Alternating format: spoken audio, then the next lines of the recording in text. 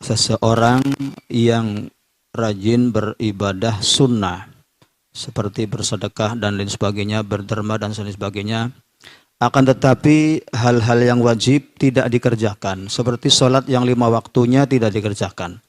Apakah ibadah-ibadah sunnah yang lain bisa diterima di sisi Allah, Buya?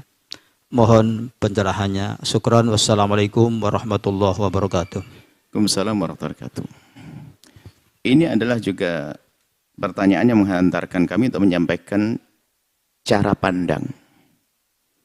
Anda kalau memandang seseorang, pandanglah dengan pandangan cara pandangnya baginda. Jika ada nilai kebaikan, katakan itu sebuah kebaikan. Kejelekan babnya beda. Jadi kalau ada orang bersedekah, berderma dan sebagainya, kemudian dia tidak sholat, jangan dihubung-hubungkan antara sholat dengan sedekah. Hanya karena kebencian kita, sedekah apaan itu tidak sholat. Beda. Sekarang pertanyaan, siapakah yang beragama dengan sempurna hari ini? Mungkin ada orang rajin sholat, sedekah, tapi tidak sadar dia suka gunjing. Apakah lalu kita katakan, wah sholatmu tidak guna, kau gunjing dok. Jadi sedekahnya bisa diterima. Jadi tolong pandang, dia bersedekah. Kalau ingin membuat perbandingannya adalah begini perbandingannya. Ada orang sedekah tapi nggak sholat, sama orang nggak sholat nggak sedekah, pilih mana? Itu baru Anda nyambung. Itu loh, jadi supaya hati kita lega, gampang kita itu gampang mudah nilai orang dengan nilai negatifnya. Sholat apaan? Sedekah apaan? Sudah sedekah tapi nggak mau sholat. Rupanya dia pengurus masjid. Yang dikit-dikit hanya sholat. Bagus Anda ngajak sholat, tapi jangan lalu merendahkan orang bersedekah. Ya, seperti itu. Sholat, rajin sholat, tapi nggak pakai jilbab. Luluh. Bandingnya bukan begitu. Ini Pak, kadang-kadang cara membandingkannya itu pembandingan licik. Mana lebih bagus? Pakai jilbab, menutup aurat, lalu tidak sholat? Menutup aurat, lalu tidak sholat? Atau sholat, tapi buka aurat? Ini kan orang fitnah, kurang ajar. Kalau ada orang tidak sholat, kemudian dia menutup aurat, alhamdulillah dia masih menutup aurat. Biarpun belum sholat, semoga besok jadi ahli sholat. Ada satu lagi, yang membuka aurat tapi rajin sholat. Ya Allah, dia memang buka aurat, tapi alhamdulillah masih sholat. Semoga dengan sholatnya dia menutup aurat. Kenapa gitu aja kok susah? Kita sering gampang melihat orang dari sisi negatifnya, karena kebusukan hati kita. Nggak ada yang sempurna dalam beragama. Maka cara pandangnya adalah, pandang sisi nilai positifnya, adapun sisi negatifnya kita mohonkan ampun kepada Allah, dan kita ingatkan pelan-pelan. Dia sudah sedekah, Masya Allah, Subhanallah. Pak Haji sudah sedekahnya, Masya Allah, tingkatkan lagi.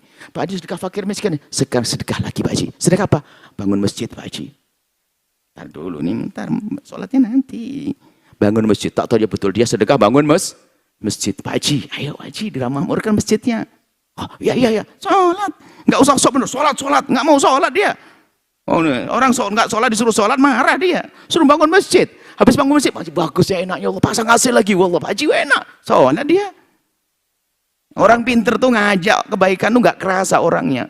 Tapi sebagian orang gitu, astagfirullahaladzim, la ilaha illallah, innalillah. Apa itu sedekah banyak tapi nggak sholat? Neraka, kata Buya, satu sholat yang Anda tinggalkan. Nama Buya di bawah. Neraka. Ini salah faham bawa nama saya. Jadi tolonglah, jadi pandai-pandai mandang orang. Jadi kalau ada orang punya 10 sisi, 10 cara hidup, 9-nya jelek semuanya, 1 baik, Anda bisa menyebut satunya di hadapan orang. Anggap saja tetangga nggak pernah ke masjid.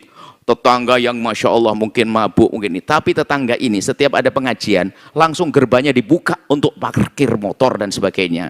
Lalu kalau Anda ditanya orang, siapakah dia? Anda jangan ngomong, dia tetangga masjid nggak pernah sholat. Jangan. Dia tetangga masjid. Kapan ada majelis, langsung dibuka rumahnya untuk tamu. Itu saja selesai. Sehingga semua orang yang datang ke tempatnya dia senyum. Setelah senyum dia pengen datang ke majelis. Coba kalau kita katakan, wah itu tetangga masjid nggak pernah sholat.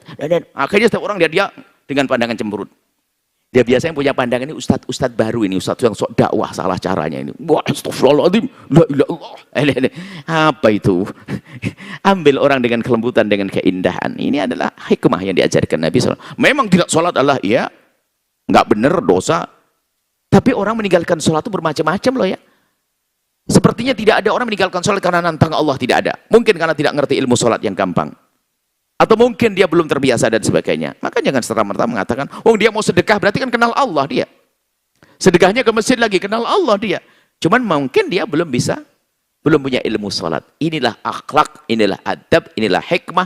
Wahai ustadz-ustadz muda yang selalu bersemangat dalam mengajak kepada kebaikan. Jangan salah, hikmahnya hilang. Ini saja, wallahu a'lam bishawab. Setelah Anda menyaksikan video ini, jangan lupa berselawat kepada baginda Nabi Muhammad sallallahu alaihi wa alihi wa sahbihi wasallam.